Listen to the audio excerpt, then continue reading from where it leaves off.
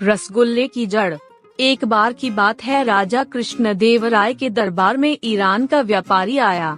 राजा ने कहा कि हमारे राज्य की ख्याति मध्य पूर्व के देशों में भी फैल रही है।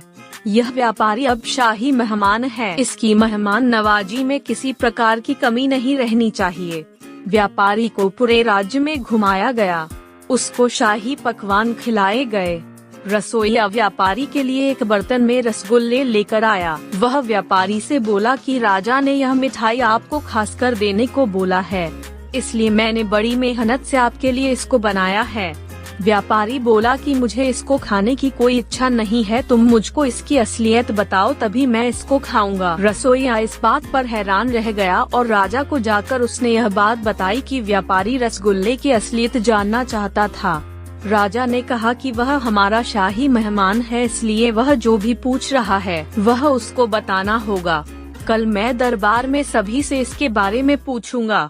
राजा ने अगले दिन दरबार में सभी दरबारियों के सामने रसगुल्ले की असलियत के बारे में पूछा तो सभी दरबारी हंसने लगे। राजा ने इसके बाद तेनालीराम से पूछा कि क्या तुम रसगुल्ले की असलियत को व्यापारी को बता सकते हो?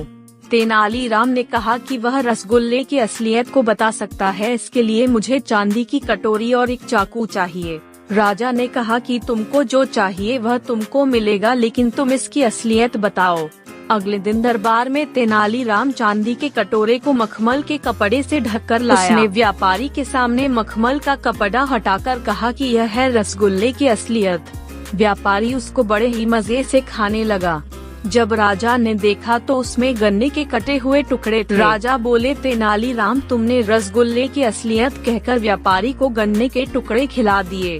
तेनालीराम ने कहा कि महाराज, रसगुल्ला चीनी से बनती है और चीनी गन्ने से बनती है, इस तरह रसगुल्ले की असलियत गन्ना ही हुआ।